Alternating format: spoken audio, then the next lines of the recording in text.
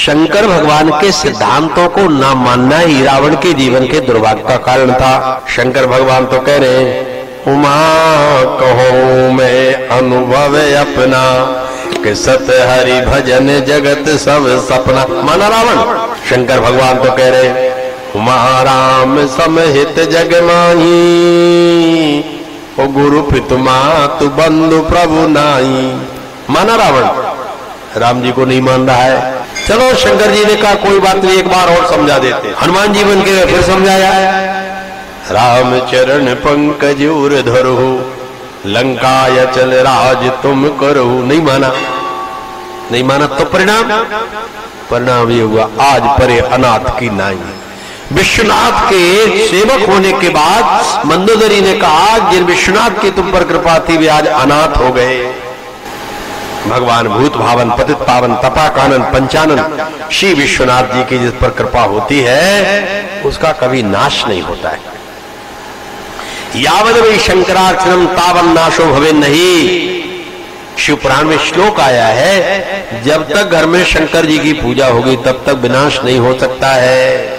वो संहार के देवता है, इसलिए संहार हो जाता है। श्री हनुमान जी की जब तक कृपा है तब तक विनाश नहीं हो सकता है। साधु संत के तुम रखवारे, वसुर निकंदन राम दुलारे।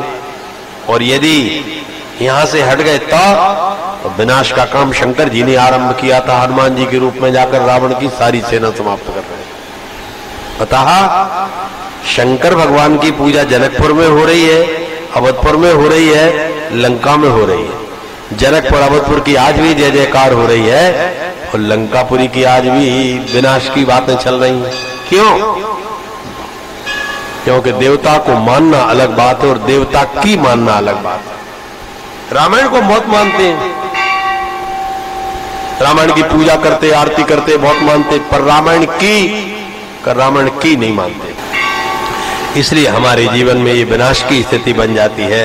अतः अपने जीवन को भगवान की ओर मोड़ने के लिए शशांक शेखर शंकर भगवान के चरणों की सेवा करनी चाहिए।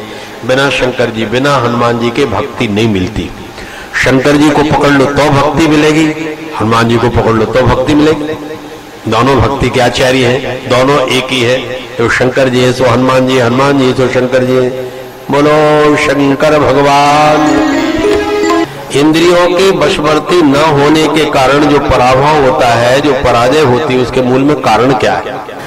जैसे अहल्या के पास इंद्र गए थे तो आप वैसी कल्पना न करना जैसे मनुष्यों का समागम होता है। केवल अपनी कुदृष्टि डाली थी अहल्या के ऊपर मात्र, और कुदृष्टि डालने से इंद्र का पराभव हो गया। मनुष्यों के शारीरिक संबंध की प्रक्रिया तो द्वापर के बाद आरंभ हुई है। पहले त्रेता में सतयुग में लिखा है संकल्पात जायते प्रजा। सतयुग में पति पत्नी केवल संकल्प करते थे कि हमारे एक बेटा होना चाहिए, उसी दिन पत्नी अपने आप गर्भवती हो जाती थी। त्रेतायाम स्पर्शमेव तथा। जब त्रेता युग आया तो केवल छू देता था पति पत्नी को, हाथ से स्पर्श करता था, इतने में ही वो गर्भवती हो जाती थी। द्वापरे मैथुनम चैव। द्वापर काल से ये स्थिति बनी कि शारीरिक संबंधों की स्थिरता बन गई। इसलिए इंद्र अहल्या के पास गए थे, चंद्रमा गुरु पत्नी के पास गए थे। इन्होंने वहां जाकर के कोई शारीरिकता नहीं की थी, केवल मन में कुभाव आया। उतने कुभाव आने से इनका पराजय हो गया। गोस्वामी जी ने तो लिखा कि मानस पुण्य होए नहीं पापा, कलिकर एक पुनीत प्रतापा। कलयुग की एक बात अच्छी कि यदि आप मन से पुण्य का विचार करो तो उसका फल मिल जाता है। हम भी एक यज्ञ करावे, हम भी एक मंदिर बनवावे, हम भी एक कथा करवावे, हम भी परमार्थ परोपकार करें, लेकिन सामर्थ्य नहीं है, करा भी नहीं। लेकिन यदि ऐसा विचार किया है तो गोस्वामी जी कहते हैं कि कलयुग का सबसे बड़ा पुण्य यह है कि यदि आप अच्छे विचार करोगे उसका लाभ मिलेगा। लेकिन यदि आप विचार करो कि मुझे ब्राह्मण की हत्या करना है, इसका कोई पाप नहीं लगेगा। ये बात तो अपने स्थान पर बिल्कुल ठीक है, किंतु वेद भगवान के मंत्र में और चौपाई में संगति नहीं बैठ रही। वेदों ने कहा कि जो आप मन में विचार कर रहे हैं विचार मत करिए। क्यों? क्योंकि जो विचार करोगे वो कर बैठोगे आप। इसलिए ऐसे कुविचारों को स्थान मत दो। अब ये संकल्प और विचार कहां से आते हैं? संकल्प विचार आते मन से। मन कहता चलो भगवान की कथा में चले। अरे क्या रखा है, कथाएं तो होती रहती हैं, यही टीवी पर देख लो। कथाएं क्या है, आजकल तो व्यापार हो गया है। पता नहीं कितने तर्क कुतर्क आए और कथा में नहीं पहुंच पाए। लेकिन यदि मन की दृढ़ता है तो वो व्यक्ति सारे काम काज छोड़कर भगवान की कथा में पहुंच जाता है। इसलिए मन में संकल्प आते, मन कहां से बनता है? पहले वो तो हम भूल ही गए। मन बनता है भोजन से। अभक्ष का भक्षण करोगे, शास्त्र ने मना किया भाई तमोगुणी वस्तुएं मत खाओ। तमोगुणी वस्तु से भगवान की प्राप्ति की पात्रता कम हो जाती है। जिस गति से आप दौड़ रहे हैं आपकी गति रुक जाएगी। मांस भक्षण, मदिरा का पान, लहसुन, प्याज, ये जो जितने तमोगुणी द्रव्य हैं इनके खाने से हमारी आत्मगति न्यून हो जाती है। उड़ना बंद हो जाता है, दौड़ना बंद हो जाता है, विचारना बंद हो जाती है, अवधारणा बंद हो जाती है। इसलिए शास्त्रकारों ने कहा कि भाई मन को पवित्र करने के लिए पहले आप अपने भोजन पर केंद्रित हो जाएं। और यदि भोजन पर केंद्रित हो गए आप तो मन अपने आप अच्छे संकल्प करेगा, अच्छे विचार करेगा, तो आप अच्छा काम करना आरंभ कर देंगे। इसीलिए मुख्य बिंदु आया तो अग्नि देवता से कहा गया कि हे अग्नि देवता, आप में कौन सी कमी थी कि आपकी पराजय हो गई और रावण ने आपको बंद कर दिया? अरे अग्नि ने कहा हमें भी एक कमी थी, जो डालो हम वही खा जाते, जो हमें भूख लगे जो मुंह में आ जाए वही खा जाओ। ऐसा हो जाना ही हमारे पतन का और पराभव का कारण है। स्वर्ग के रहने वाले देवताओं की भी वासनाएं समाप्त नहीं होती, पुराणों में लिखा है। एक बार इंद्र के पास भगवान विष्णु पहुंच गए। अरे इंद्र बड़े गदगद हुए, भगवान आ गए आज मेरे यहाँ। भगवान की आरती पूजा की, सब कुछ किया। इंद्र हाथ जोड़कर खड़े हो गए, कहा भगवान एक वरदान दे दो। कहा मांगो, क्या चाहिए? अब तो भगवान है, जब मिलेंगे तो वरदान तो दे दे।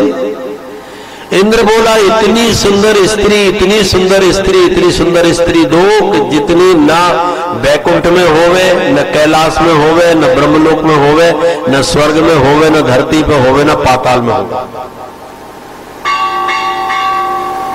भगवान ने अपनी जंघा पर हाथ रखा और उर्वशी नाम की अप्सरा निकाल के दे दी। इतनी सुंदरी, वो इतनी सुंदरी कि उसके सामने सारी सुंदरता समाप्त हो गई। इंद्र बड़े प्रसन्न कि आज बहुत अच्छा योग रहा। गुरु जी आए बृहस्पति जी, देखा इंद्र तो आज बहुत प्रसन्न हो रहे।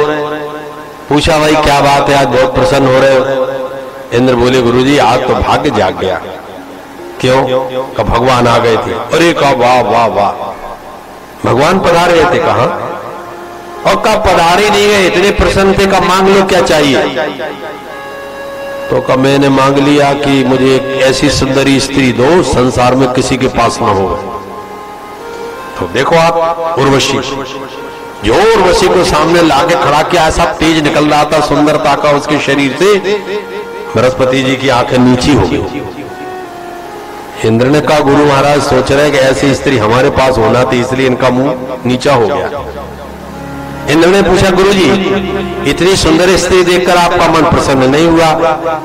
गुरुजी ने कहा अरे मूर्ख, तूने अपनी नाक कटाई तो कटाई, मेरी तक नाक कटवा दी। क्या सोचा होगा भगवान ने? ये मांगा तूने? अरे पागल, तेरी सांसारिक आयुष्या समाप्त नहीं हुई, तू संसार की वस्तुओं की याचना करता है। कहा पिता पुत्र और मां तीनों शंकर जी का भजन करने गए। शंकर जी की तपस्या की तो शंकर जी सबसे पहले पत्नी के सामने प्रकट हो गए। क्या चाहिए? पत्नी बोली शंकर जी मुझे इतनी सुंदर बनाओ, इतनी सुंदर बनाओ, कितना सुंदर 14 लोकों में कोई ना हो। शंकर जी का बन जाओ ये मस्त। अब इतनी सुंदरी बन गई, इतनी सुंदरी बन गई। वहां से पीछे से राजा आ रहा था अपनी सेना लेके। राजा ने दृष्टि डाली कि ये तो रानी बनने लायक है कि अब कहां घूम रही है। मंत्रियों को बुला उसने पकड़वा लिया, वो अपने रथ में बैठा के ले जाने लगा। अब शंकर जी पति के पास गए, तो तुमको क्या चाहिए? पति ने सोचा पत्नी और चली गई हाथ से, तो कहा महाराज वो मेरी पत्नी थी उसको काले मुंह की बानरी बना दो। शंकर जी का चलो बांदी बन गई। अब वो बांदी बन गई तो राजा ने रथ से उसको नीचे गिरा दिया। अरे ये तो बहुत बुरी है, काली काली बंदर की तरह लग रही है। अब वो लौट करके आ गई यहाँ। पति ने देखा कि चलो जैसी थी अब वैसी भी ना रही, काले मुंह की बांदी हो गई। लड़के से कहा भाई पुत्र से कहा तुम क्या चाहते हो, तुमने भी तपस्या की। पुत्र बोला शंकर भगवान माता जी हमारी जैसी थी वैसी की वैसी हो जाए। तीनों लौट के घर आए, तो शंकर जी मिल गए। कब मिल गए? का क्या मिला? का कुछ नहीं मिला, जैसे आए थे वैसे ही गए। इसलिए वरदान में भी तो ये सोच विचार होना चाहिए क्या वरदान मांगना।